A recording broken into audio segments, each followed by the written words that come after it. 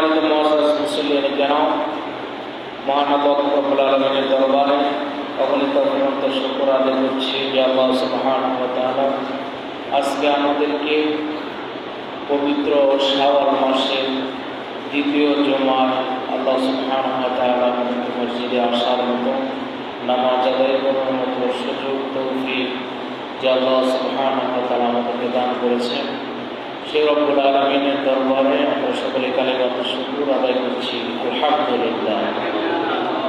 লক্ষ কোটি দরুদ এবং সালামের হাদিয়া পেশ করছি আল্লাহ নামদার তাজদার মদিনা রাহমাতুল লিল আলামিন শফিউল মুসলিমিন আফতাব নবুওয়াত শাহানশাহ রিসালাত নূরুন আলা নূর হাবিবিনা শফিনা মুহাম্মাদুর রাসূলুল্লাহ সাল্লাল্লাহু আলাইহি ওয়াসাল্লাম কদমে আল্লাহ তাআলা যেন দরুদ এবং সালামের হাদিয়া কবুল আর মঞ্জুর করেন, আমরা সকলেই বলি আমিন।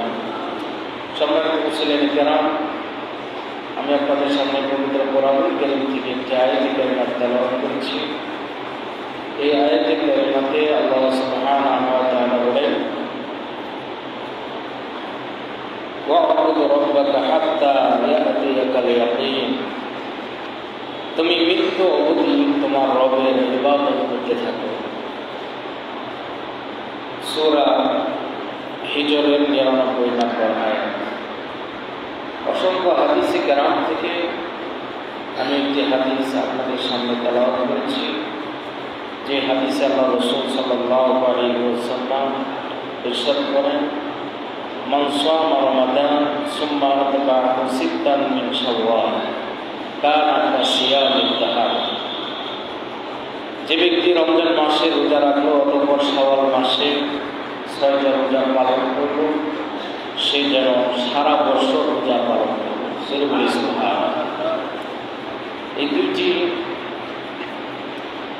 আয়াত এবং হাদিসকে সামনে রেখে কিছু কথা আজকে আমরা বলবো। সেই কথাগুলো শুনে যাতে আমরা আমল করতে পারি, আল্লাহ তাআলা আমাদের সেই তৌফিক যেন আল্লাহ দান করে, আমরা সকলে বলি আমিন। সম্মানিত মুসলিম কেরাম, আমরা দীর্ঘ ১ মাস সিয়াম সাধনা করেছি। এই সিয়াম সাধনা করতে গিয়ে আমাদের যে ইবাদতের ধারাবাহিকতা, ইবাদতের নিয়ম কানুন, ইবাদতের যে আমাদের স্পৃহা ছিল, কিছু মানুষ আছে যারা রমজান মাস আসার আগেও তাদের ইবাদত, তাদের রিয়াজত, তাদের সাধনা তারা অব্যাহত রাখে। যারা সারাটি বৎসর আল্লাহর ইবাদতে আত্মনিয়োগ করে থাকে, তাদের ইবাদতের ক্ষেত্রে কোনো গাফিলতি নাই, যাদেরকে আমরা আবেদ করি বা আল্লাহর অনুগত, আল্লাহর প্রিয় এবং আল্লাহর নেক বান্দা যারা, তারা শুধু রমজান মাস নয়, সারাটি বৎসরই সারাটি মাসই তারা আল্লাহর ইবাদতে আত্মনিয়োগ করে থাকে। কিন্তু আবার দেখা গেছে কিছু মানুষ আছে যারা রমজান মাস ছাড়া ইবাদতের ক্ষেত্রে তেমন অগ্রগামী হয় না। রমজান মাস আসলে তাদের ইবাদতের স্পিরিটটা, ইবাদতের স্পৃহাটা তাদের অনেক অংশে বেড়ে যায়, কিন্তু রমজান চলে যাওয়ার পর তাদের সেই ইবাদতের স্পিরিট, স্পৃহাটা আস্তে আস্তে কমে যায়। তারপরে আরেক ধরনের মানুষ, যে মানুষগুলি রমজান আসলেও তাদের ইবাদতের স্পিরিট বাড়ে না, রমজানের আগেও তাদের স্পিরিট নেই, রমজানের পরেও তাদের ইবাদতের আগ্রহ, ইবাদতের চাহিদা, ইবাদতের স্পৃহা তাদের ভিতরে থাকে না। তো এই ৩ শ্রেণীর মানুষের মধ্যে শ্রেষ্ঠ মানুষ হলো তারা যারা রমজান মাস পাওয়ার আগেও ইবাদত করে, রমজান মাস পাওয়ার পরেও ইবাদত করে এবং রমজান মাস চলে যাওয়ার পরেও তাদের ইবাদত অব্যাহত রাখে।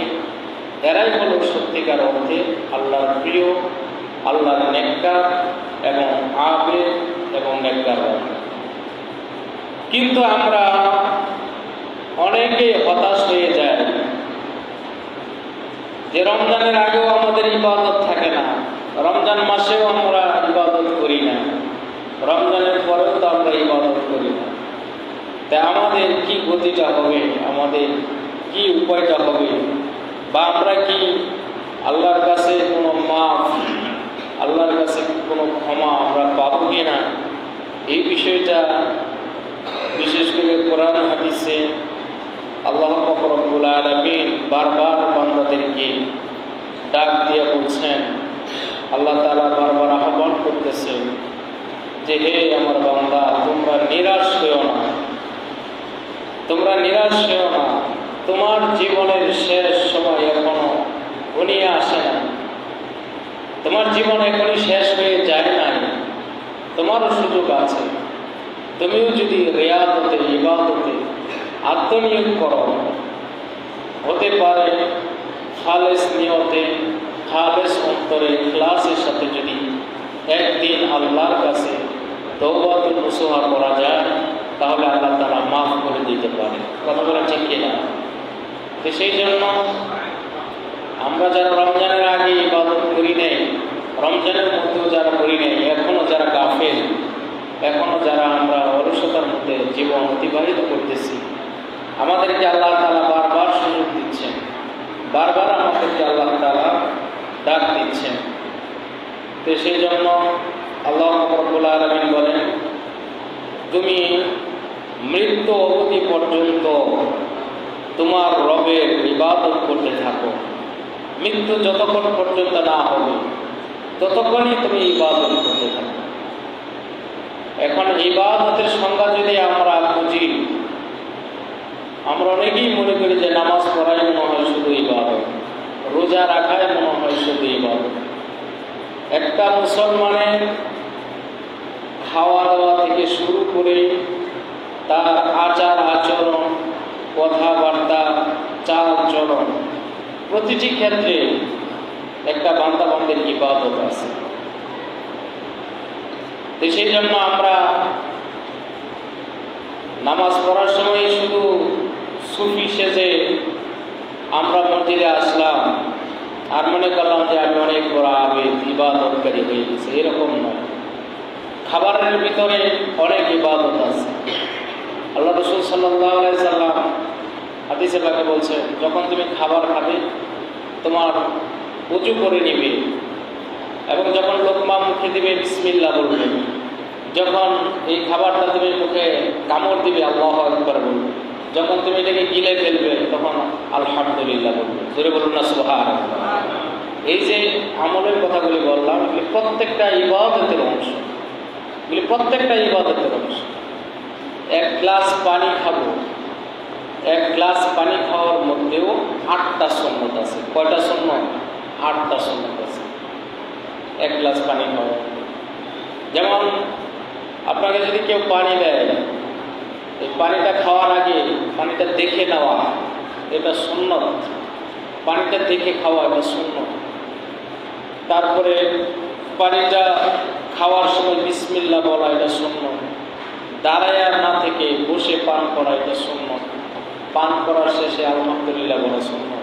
এরকম সুন্নত প্রত্যেকটা মানুষের, মুসলমানের জীবন, আচার আচরণ, চাল চলন, কথাবার্তায় সব কিছুর মধ্যে কি আছে?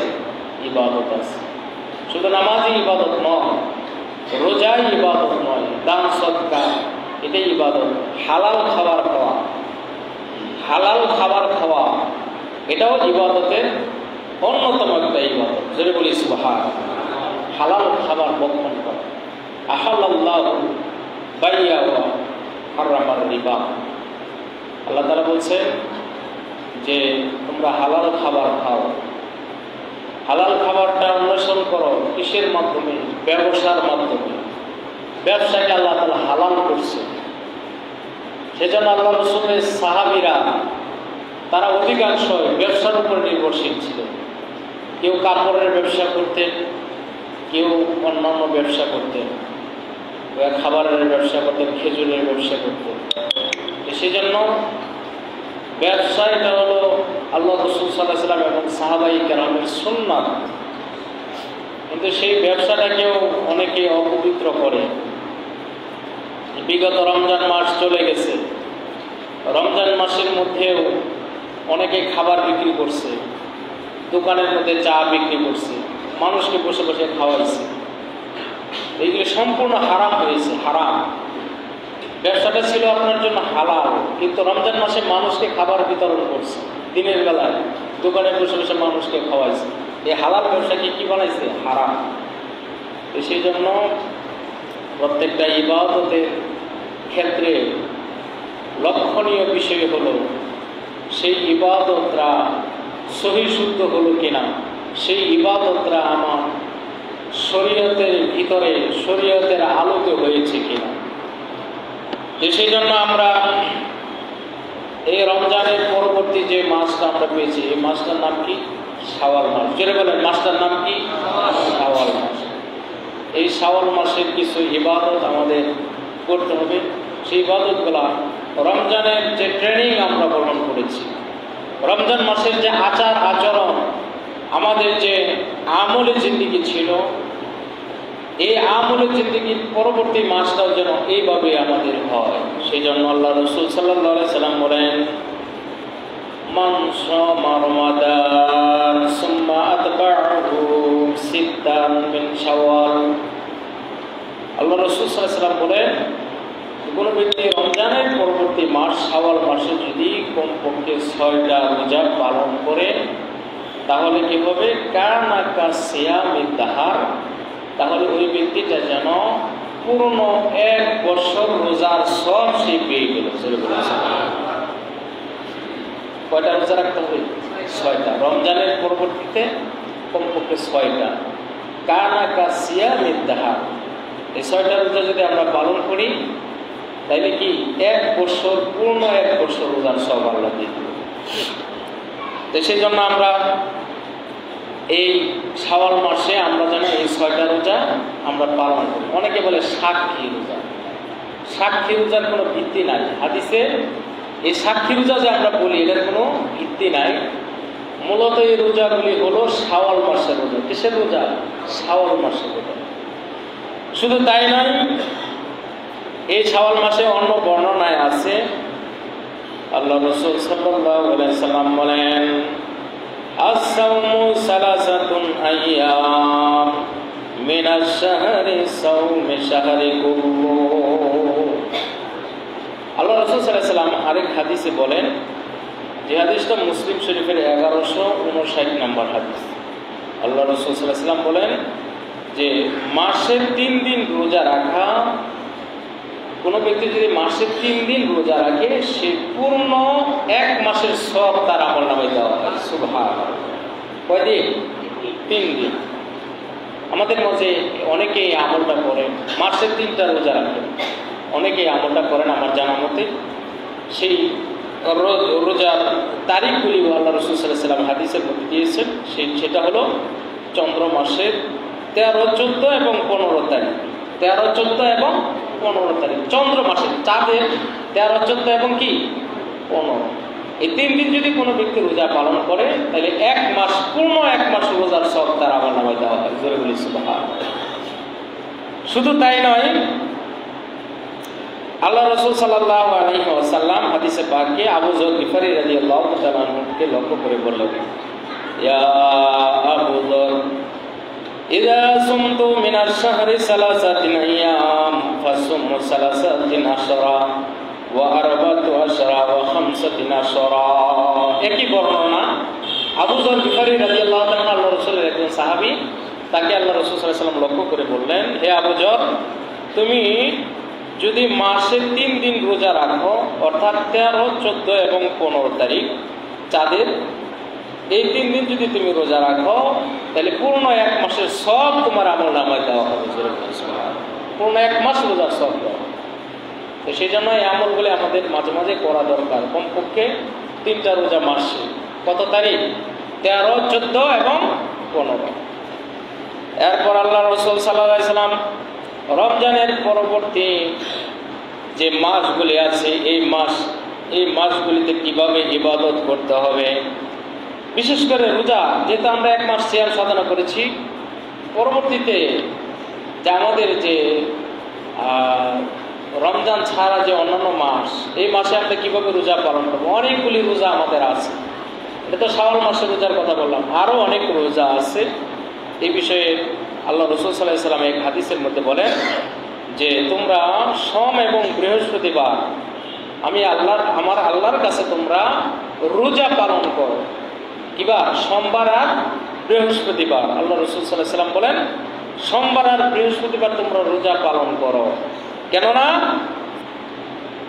হাযাল বাবু হাদিসুন হাসানুন গরীব, এই হাদিসটা হলো হাসান পর্যায়ের হাদিস। আল্লাহ রাসূল সাল্লাল্লাহু আলাইহি ওয়াসাল্লাম বলেন তুরাদুল আমালি ইয়াউমুল ইসনাইনি ওয়াল খামিস, কারণ আল্লাহ পাক রব্বুল আলামিনের দরবারে তার বান্দা বান্দীদের নেকের আমলগুলি 2 দিন পেশ করা হয়। কয়দিন? 2 দিন। বিশেষ করে হাদিসে বলা হয়েছে 2 দিন আল্লাহ তাআলার কাছে আমাদের আমলগুলি পেশ করা হয়। এটা কোন দিন? একদিন হলো ইয়াউমুল ইসনাইনি ওয়াল খামিস, সোমবার আর বৃহস্পতিবার। জোরে বলুন সুবহানাল্লাহ। সোমবার আর বৃহস্পতিবার, এই 2 দিন আল্লাহ তাআলার কাছে আমাদের আমলগুলি পেশ করা হয়। তো সেই জন্য আল্লাহ রাসূল সাল্লাল্লাহু আলাইহি ওয়াসাল্লাম বলেন আমি আমার আমল যখন আল্লাহ তাআলার কাছে পেশ করা হয়, তখন আমি কি এতটুকু চিন্তা করব না যে আমার আমলগুলি যাতে রোজা অবস্থায়, আমি আল্লাহ তাআলার কাছে রোজা পালন করতেছি এমন অবস্থায় আমি আমার আমলগুলি যাতে আল্লাহ তাআলার কাছে প্রেরণ করা হয়, পেশ করা হয়। সেই জন্য আল্লাহ রাসূল সাল্লাল্লাহু আলাইহি ওয়াসাল্লাম এই সোমবার আর বৃহস্পতিবার 2 দিন রোজা পালন করতে। তো এটাও আমাদের জীবনে আমল করার দরকার। আলহামদুলিল্লাহ অনেকেই করেন যে সোমবার আর বৃহস্পতিবার রোজার ফজিলত একটু বেশি, সেই জন্য সোমবার আর বৃহস্পতিবার রোজাগুলো পালন করার চেষ্টা করি। তারপরে আল্লাহ রাসূল সাল্লাল্লাহু আলাইহি ওয়াসাল্লাম বলেন রমজানের পরবর্তীতে আরও কিছু রোজা আছে, সেই রোজাগুলির মধ্যে আরেকটা দিন হলো আরাফার দিনের রোজা। সুবহানাল্লাহ বলেন। কিসের দিন? আরাফার দিন। এই তো হজের মাস আসতেছে, এই মাস থেকে হজের কার্যক্রম শুরু হয়ে যাবে। এই শাওয়াল মাস থেকে কি হজের কার্যক্রম শুরু হয়ে যাবে। সেই জন্য আল্লাহ রাসূল বলেন সিয়াম ইয়াউমা আরাফাতা আহতাসিবু আলাল্লাহি আন ইউকাফিরা সানাতাল্লাতী ক্বাবলা ওয়াস সানাতাল্লাতী বা'দা। আরাফাত দিনের রোজার বিষয়ে আমি আল্লাহর কাছে প্রত্যাশা করি যে বিগত বছরের এবং পরবর্তী বছরের সকল গুনাহগুলি আল্লাহ তাআলা ক্ষমা করে দিবে। আরাফার দিনের রোজার ব্যাপারে আল্লাহ রাসূল বলেছেন যে বিগত বছরের গুনাহ এবং পরবর্তী বছরের গুনাহ, যত গুনাহ আছে আল্লাহ পাক রব্বুল আলামিন এই আরাফার দিনের রোজার বিনিময়ে আল্লাহ রাসূল বলেন যে আল্লাহ তাআলা সব গুনাহ কি করবেন? মাফ করে দিবেন। জোরে বলুন সুবহানাল্লাহ। সেই জন্য আরাফার দিন সামনে আসতেছে, আমরা রোজা পালন করার চেষ্টা করি, হাজিরাও রোজা পালন করি। তারপরে আল্লাহ রাসূল বলেন রমজানের পরবর্তীতে আরো রোজা আছে, যে রোজাগুলি হলো আশুরার রোজা। মুহররম মাস যখন আসে, এই মুহররম মাসের 10 তারিখে একটা দিন আছে, যে দিনটাকে বলা হয় আশুরা। আশুর মানে হলো 10 থেকে মানে আশুরা। মুহররমের 10 তারিখ, এই 10 তারিখে আমার আল্লাহ রব্বুল আলামিন পৃথিবীতে অনেক বড় বড় ঘটনা ঘটিয়েছে। সুবহানাল্লাহ। পৃথিবীতে আল্লাহ তাআলা যত বড় বড় ঘটনা সবগুলি এই আশুরার 10 তারিখে আল্লাহ ঘটিয়েছে। এই পৃথিবী আল্লাহ সৃষ্টি করেছেন, এই পৃথিবী আবার কিয়ামত হবে, ধ্বংস হবে এই আশুরার দিন। তারপরে আদম আলাইহিস সালামকে সৃষ্টি করেছেন আশুরার দিন, আদম আলাইহিস সালামকে জান্নাত থেকে বের করেছেন আশুরার দিন, মুসা আলাইহিস সালামকে ওই নীল নদের ফেরাউনের খপ্পর থেকে রক্ষা করেছেন আশুরার দিন, ইউনূস নবীকে মাছের পেট থেকে আল্লাহ রক্ষা করেছেন আশুরার দিন। এরকম ভাবে আল্লাহ পাক রব্বুল আলামিন ইব্রাহিম নবীকে আগুন থেকে রক্ষা করেছিলেন আশুরার দিন। আল্লাহ তাআলা পৃথিবীতে বড় বড় ঘটনা, যত ঘটনা অলৌকিক ঘটনা সবগুলি এই আশুরার সাথে সম্পৃক্ত। সেই জন্য আল্লাহ রাসূল সাল্লাল্লাহু আলাইহি সাল্লাম বলেন আশুরার রোজা সম্পর্কে আমার কাছে আল্লাহর কাছে আশাবাদী যে আল্লাহ তাআলা এর কারণে বিগত বছরের সব গুনাহ আল্লাহ মাফ করে দিবে। আল্লাহ রাসূল আশাবাদী হয়েছে যে আশুরা রোজা যদি কেউ পালন করে তাহলে আল্লাহ তাআলা কি বিগত বছরের গুনাহ সব মাফ করে দিবে। জোরে বলি সুবহানাল্লাহ। এরপর আল্লাহ রাসূল শাবান মাসের কথা বলেছেন যে তোমরা রমজান পার হয়ে গেলে বসে থাকবে না, শাবান মাস যখন আসবে রোজা পালন করবে। আল্লাহ রাসূল এই পৃথিবীতে যতদিন জীবদ্দশায় ছিলেন রমজান ছাড়া সবচাইতে বেশি যেই মাসের মধ্যে রোজা পালন করতেন ওই মাসটার নাম হলো শাবান মাস। কোন মাস? শাবান মাস, যেটা রমজানের আগে আমাদের চলে গেছে। এই শাবান মাসে আল্লাহ রাসূল বেশি বেশি রোজা পালন করতেন। সেই জন্য এই শাবান মাসের রোজাগুলাও আমরা পালন করার চেষ্টা করব, আমরা আদায় করার চেষ্টা করব। এরপর আল্লাহ রাসূল বলেন রমজান মাস পার হয়ে গেছে, তোমাদের আমলের ধারাবাহিকতা বন্ধ করো না, তোমাদের ইবাদতের ধারাবাহিকতা চালু রাখো।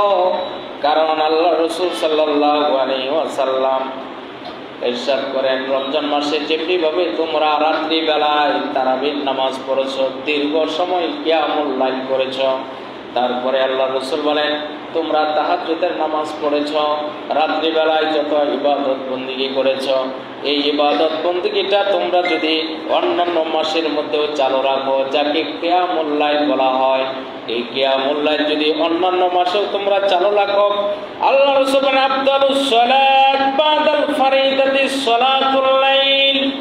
আল্লাহর নবী বলেন পৃথিবীতে সবচাইতে উত্তম সালাত হলো সালাতুল মানে ফরজ নামাজ, মানে প্রত্যেক 5 ওয়াক্ত নামাজ যে ফরজ, এই ফরজ নামাজগুলি হলো সবচাইতে উত্তম নামাজ। আর এরপরে সবচাইতে শ্রেষ্ঠ এবং উত্তম নামাজ হলো কিয়ামুল লাইল, মানে গভীর রাতে তাহাজ্জুদের নামাজ পড়া। সুবহানাল্লাহ। কি পড়া? তাহাজ্জুদের নামাজ পড়া, কিয়ামুল লাইল পড়া।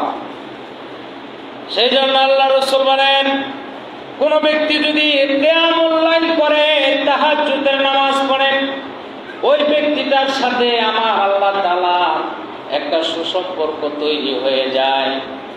আল্লাহ পাক রব্বুল আলামিন হাদিসে কুদসিতে বলেন আমা তাকাররাবু ইলাইয়া বিআবদিন নওয়াফিল।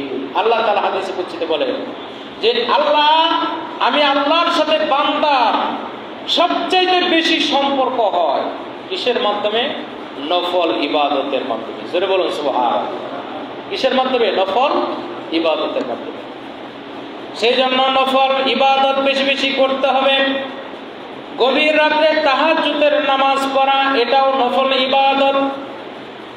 তারপরে গভীর রাত যখন হয়ে যাবে কোরআন তেলাওয়াত করা এটাও হলো নফল ইবাদত।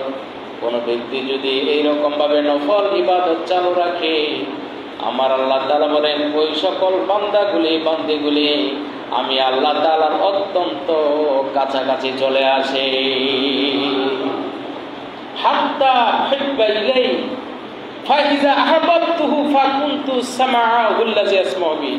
আল্লাহ রাসূল সাল্লাল্লাহু আলাইহি ওয়াসাল্লাম হাদিসে বলেন আল্লাহ পাক বলেছেন হাদিসে কুদসি, নবীজি আমাদেরকে জানিয়ে দিয়েছে কোন ব্যক্তি যদি এইরকম ভাবে নফল ইবাদত বেশি করতে থাকে আল্লাহর সাথে তার একটা এমন সম্পর্ক হয় আমার আল্লাহ তাআলা বলেন বান্দার জবানটা এটা আমি আল্লাহর কুদরতি জবান হয়ে যায়। জোরে বলেন সুবহানাল্লাহ। সেই জন্য পৃথিবীতে এমন অনেক মানুষ আছে যারা আল্লাহর কাছে আবেদন করে, আল্লাহর কাছে ফরিয়াদ করে, আল্লাহর কাছে দরখাস্ত করে, আল্লাহর কাছে কোনো কিছু চায়। আমার আল্লাহ তাআলা বলেন ওই সকল বান্দাগুলি আমি আল্লাহ তাআলার কাছে যখন কোনো কিছু চাই ওয়া ইনসাআলানি লাউতিয়ান্না, ওই সকল বান্দাগুলি আমি আল্লাহর কাছে চাইতে দেরি হয় কিন্তু আমি আল্লাহ দিতে তাদেরকে দেরি করি না। জোরে বলছি এটা কিসের মাধ্যমে? এটা নফল ইবাদত বন্দেগীর মাধ্যমে। যে যত বেশি নফল ইবাদত করবে আল্লাহর সাথে তার সম্পর্ক হবে, তার জবানটা দামি হয়ে যাবে। আমার আল্লাহ তাআলা বলেন ফাকুনতু সামাআহু আল্লাযী ইয়াসমাউ বিহি, তার কানটা এটা আমি আল্লাহ তাআলার কান হয়ে যায়, ওই কান দ্বারা সে শুনে। সুবহানাল্লাহ বলেন।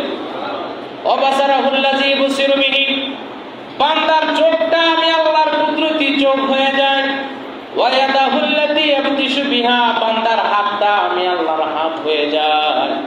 ওয়া রিজলাহুল্লাতী ইয়ামশি বিহা, বান্দার পাটা এটা আমি আল্লাহর কুদরতি পা হয়ে যায়।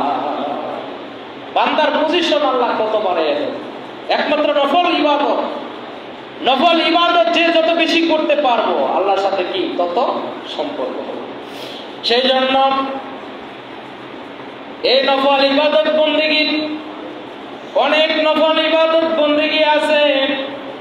আমরা শুধুমাত্র রাতের নামাজ নয়, তাহাজ্জুদের নামাজ নয়, আল্লাহ রাসূল সাল্লাল্লাহু আলাইহি সাল্লাম বলেন প্রতিদিন সকালে কোন ব্যক্তি যদি 2 রাকাত অথবা 4 রাকাত ইশরাকের নামাজ আদায় করে, সুবহানাল্লাহ, ইশরাকের নামাজ প্রতিদিন যদি সূর্য উদয়ের পর, সূর্য উদয়ের কমপক্ষে 15 মিনিট অথবা 20 মিনিট পর, সবচেয়ে উত্তম সময় হলো 40 মিনিট পর যদি কোনো ব্যক্তি সলাতুল ইশরাক 2 রাকাত পড়ে 4 রাকাত নামাজ, 2 রাকাতও পড়া যায়, আপনি যদি আরেকটু বেশি পড়ে 4 রাকাত পড়তে পারেন।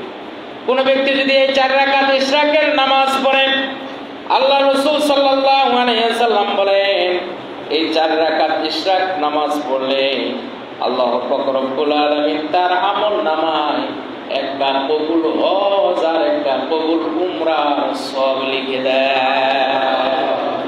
ইশরাকের নামাজ। সেজন্য যাদের রিজিক কম, যাদের অভাব অনটন, যাদের টাকা পয়সা কম, এই আমলটা করবেন, এটা পরীক্ষিত আমল।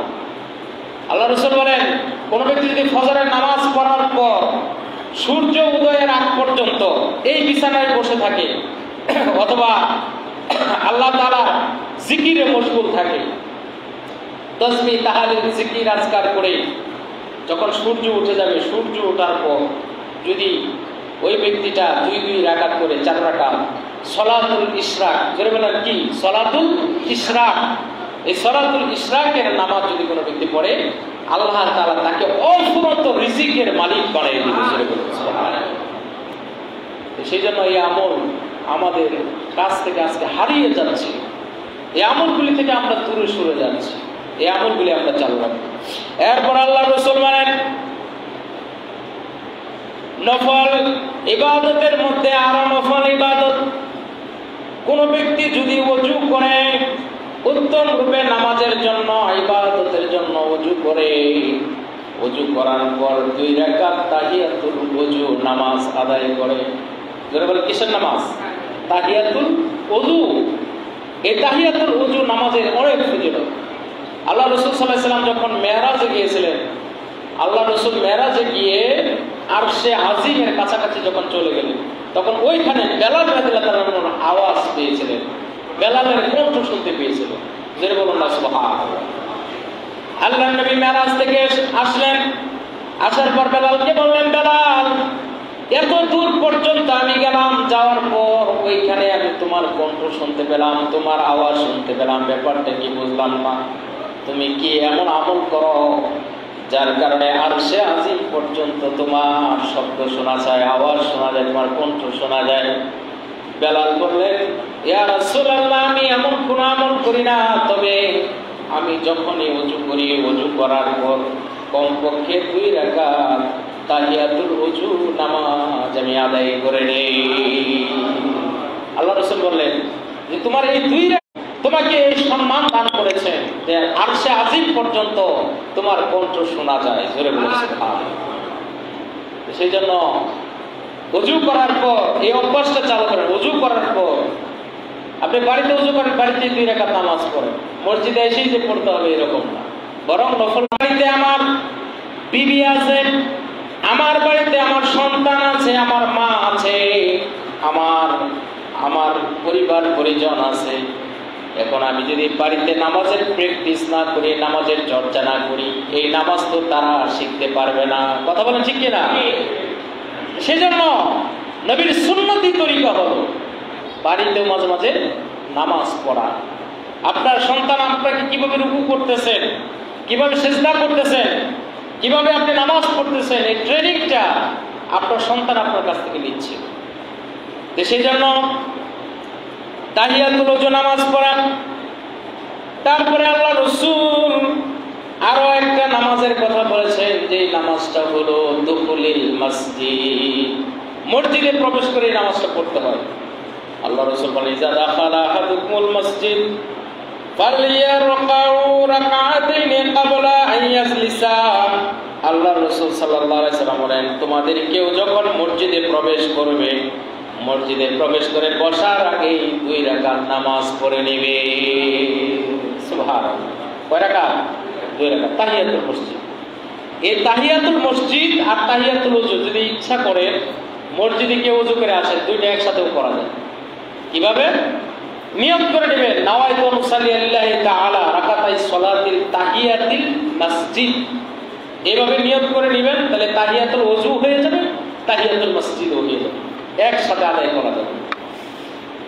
কিন্তু আমরা অবহেলায়, আমরা হেলায় খেলায় এই আমলগুলো আমরা কি করি না, আমরা ছেড়ে দিই, আমরা এটার গুরুত্ব দিই না। আর এমন জামানা আইছে, ফরজ টিকিয়ে রাখাই তো কঠিন হয়ে যাচ্ছে, ফরজ ইবাদতই তো টিকিয়ে রাখা কঠিন হয়ে যাচ্ছে। এই যে এবার ফতোয়া আসছে, তারাবি নামাজ কে বলছে আপনাকে মসজিদে গিয়ে পড়তে? এবার সরাসরি ফতোয়া দিচ্ছে যে তারাবি নামাজ কে বলছে আপনাকে মসজিদে গিয়ে পড়তে? তারাবি নামাজ তো আপনারা পড়তে পারে নাই, আল্লাহ রাসূল সাল্লাল্লাহু আলাইহি ওয়াসাল্লাম সবসময় পড়ে নাই বিদায় তারাবি নামাজ পড়তে হবে, এইরকম ফতোয়া দিচ্ছে। কয়দিন পর আসবে যে ফরজ পড়ার দরকার নাই, নফল তো চলেই গেছে, সুন্নতের উপরও আক্রমণ, সুন্নতের উপরে আক্রমণ, মানে ইবাদত খাটো করতে করতে করতে করতে এমন এক পর্যায়ে নিয়ে গেছে, মানে এখন ওটা তার কাছে কোনো গুরুত্বই নেই, ওটা তার কাছে কোনো প্রয়োজনীয়তাই নেই। সেই জন্য ইবাদতে কাট ছাট করা যাবে না। ইবাদত যত বেশি করবেন ততই কি লাভ হবে, আমার আপনার লাভ হবে, আমার আপনার নেকি হবে, সওয়াব হবে। তারাবি নামাজ কাটতে কাটতে 8 রাকাতে নিয়ে আসছে, সবে বরাত নাই, মেরাজ নাই, তারপরে মুহররমে আশুরার নামাজ নাই, এরকম নাই নাই করতে করতে করতে একবারে কাটতে কাটতে শেষ। এবার তারাবির উপর আক্রমণ করছে, 20 রাকাত তারাবি বলছে যে এতদিন তো বলছে 8 রাকাত, 20 রাকাতের দলিল নাই। এবার একবারে এমন ফতোয়া দিয়েছে তারাবির নামাজই নাই। যেটা কন্যা নাউজুবিল্লাহ মিন যালিক, এই একটা গ্রুপ, এটা খুব ক্ষতি করতেছে ইসলামের, ইসলামের একটা চরম ক্ষতি করতেছে এই দলটা। সেই জন্য ইমানও বাঁচাইতে হবে, আমলও করতে হবে। আমি ইমান বাঁচাইলাম না, খালি আমলই করে গেলাম, মসজিদে বসে গেলে আমল করতেছি, রুকুর পর রুকু, সাজদার পর সাজদা, আর ওই দিক দিয়া আমার ভিতরে, মাথার ভিতরে এমন কিছু থিওরি, এমন কিছু বিশ্বাস আকীদা ঢুকাই দিচ্ছে যে আপনার ইমানই নাই, এই নামাজের লাভ হবে কি? সেই জন্য আগে কি ইমান, আগে কি ইমান, তারপর হইল নামাজ, তারপর হইল রোজা, তারপর হইল হজ, তারপর হইল যাকাত, আগে ইমান। সেই জন্য যার তার ফতোয়া মানলে হবে না, যার তার ফতোয়া গ্রহণ করা যাবে না। আগে দেখতে হবে তার ভিতরে এলেম কালাম আছে কিনা, তার শিক্ষাগত যোগ্যতা আছে কিনা। আজকে তো আমাদের দেশে 6 মাসে মুফতি, কয় মাসে? 6 মাসে মুফতি, 3 মাসে মুফতি, 1 চিল্লা 2 চিল্লা 3 চিল্লা দিলে পরে ফতোয়া দেওয়া শুরু হয়, আমরা আর তার সাথে কথাই বলতে পারি না, এমন একটা কথা। আর 20 বছর লেখাপড়া করছি, করার পর সরকার আমাদেরকে মুফতি ফিকার সার্টিফিকেট দিচ্ছে। কয় বছর? 20 বছর। একেবারে দাখিল পাস করছি 10 বছর সময় লাগছে, দাখিলের পরে আলিম হলো 2 বছর, আলিমের পরে ফাজিল হইল 3 বছর, তারপরে ফাজিলের পরে কামিল হইল 2 বছর, আবার হাদিস ফিকা 2 বছর, কত বছর?